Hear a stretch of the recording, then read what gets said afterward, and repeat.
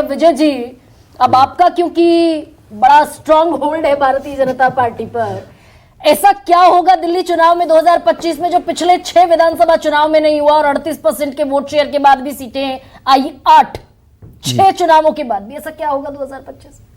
अच्छा सवाल है ये, लेकिन एक जब हम चर्चा कर रहे हैं कि केजरीवाल साहब सबसे मजबूत लीडर है, इसमें कोई शक भी नहीं, मतलब कोई बहस वाली बात नहीं है। दिल्ली में सबसे मजबूत लीडर, सबसे बड़े लीडर अरविंद केजरीवाल है। उनके पास सबसे बड़ा वोट बैंक भी है लाभार्थी का, उसमें कोई भी पार्टी उसके बराबरी में नहीं आ रही, चाहे वो बीजेपी आ जाए, कांग्रेस आ जाए।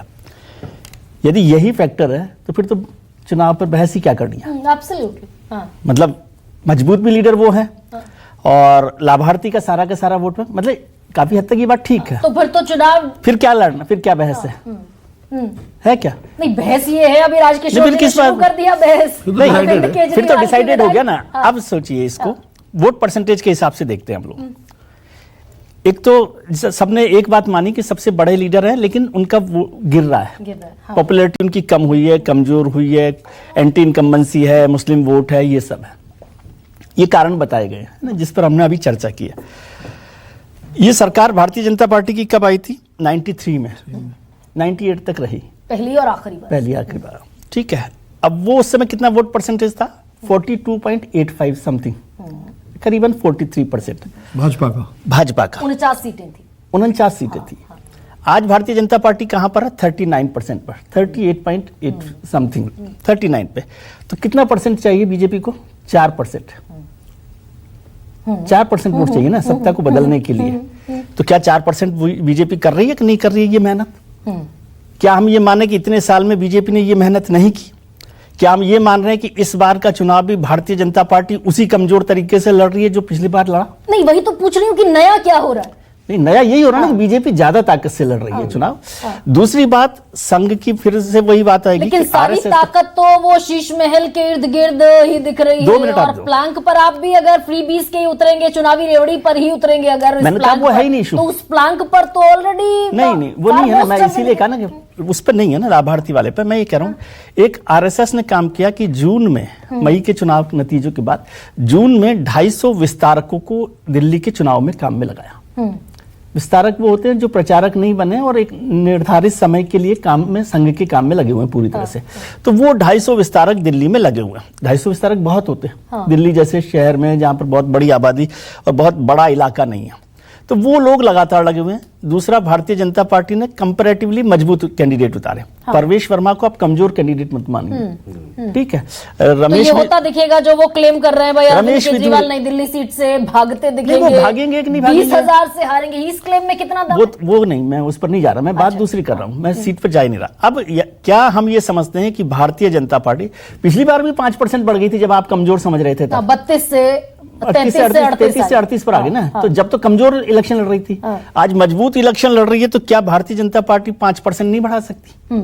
और अगर 5% बढ़ा लेती है तो फिर तो पूरा नतीजा बदल जाएगा, जो राजकिशोर कह रहे हैं कि गिरते हैं। लेकिन सर ये यहाँ भी एक पेच है क्या कि भाई हरियाणा में 39% वोट शेयर था कांग्रेस का, 39% वोट शेयर था भारतीय जनता पार्टी का, और सीटों में बड़ा कमाल का अंतर था। नहीं, वो होता है। मैं तो बात कह रहा हूँ कि एक कारण बता रहा हूं कि भारतीय जनता पार्टी कैसे, यदि ये नतीजे बदलेंगे तो क्या हो सकता है। तीसरी बात, हम मतलब अच्छा लगता है कि सब लोगों को लग रहा है कि कांग्रेस पर चर्चा करें। इस पूरे इलेक्शन में ये बाइपोलर इलेक्शन है। जैसे विनोद जी ने कहा कि हो सकता है कि बाद में बाइपोलर हो जाए, मैं कह रहा हूं हो सकता है कि बाद में भले ही ट्रायंगुलर हो जाए। आज की तारीख में तो बाइपोलर है, और राहुल गांधी आएंगे तो वो जरूर फायदा ही करेंगे कांग्रेस का। ऐसा तो मैं नहीं कह सकता कि राहुल गांधी के आने से कोई नुकसान हो रहा है, फायदा ही होगा। मुसलमानों का जो वोट हम जिसको मानते हैं बार बार, क्या माइनॉरिटी वोट ये तय करेगा कि उनके लिए अरविंद केजरीवाल की नाराजगी ज्यादा महत्वपूर्ण है भारतीय जनता पार्टी से दुश्मनी निभाने से? ये उस वोट बैंक को तय करेगा ना। दूसरी बात, आज 4% पर कांग्रेस है, कितना बढ़ा रहे हैं? सबके मिला लीजिए वोट, कितना बढ़ा रहे हैं? 10% पर, 12% पर, जो आने वाला नहीं है। लेकिन 10% अगर वोट कर ले तो एक भी सीट नहीं आती कांग्रेस की, एक भी नहीं आएगी, मैं लिख कर दे देता हूं, यदि 10% वोट होता है तो। अच्छा। और उससे कोई फर्क ही नहीं पड़ रहा। यदि हुआ 10% हुआ तो 5% वोट घट गया आम आदमी पार्टी का। तो आम आदमी पार्टी कहां पर पहुंच गई? मैं अगर आम आदमी पार्टी से अभी इतर रह के बीजेपी की बात करूं, बीजेपी का वोट शेयर बढ़ेगा और बीजेपी की सीटें 8 से बढ़कर कितनी हो जाएंगी विजय जी? क्या गणित है आपका? नहीं, वो वन साइडेड हो जाएगा इलेक्शन। वन साइड यदि 5% बढ़ गया, अगर ऐसा होता है, कोई जरूरी नहीं कि ऐसा हो, तो इसलिए इसमें कांग्रेस इस इलेक्शन में फैक्टर नहीं है। और अरविंद जी इसको बनाना चाहते हैं कि कांग्रेस को आप बनाएं कि कांग्रेस ताकतवर है, क्योंकि अरविंद जी को लगता है कि कांग्रेस जितनी रहेगी उतना भारतीय जनता पार्टी का वो थोड़ा सा कम रहेगा। कोशिश करते रहेंगे। भारतीय जनता पार्टी कांग्रेस को इसलिए मजबूत करना चाहती है कि वो आम आदमी पार्टी का कितना वोट खींच ले। इसलिए अरविंद केजरीवाल की लाभार्थी योजना पे कोई मुकाबला नहीं है किसी से।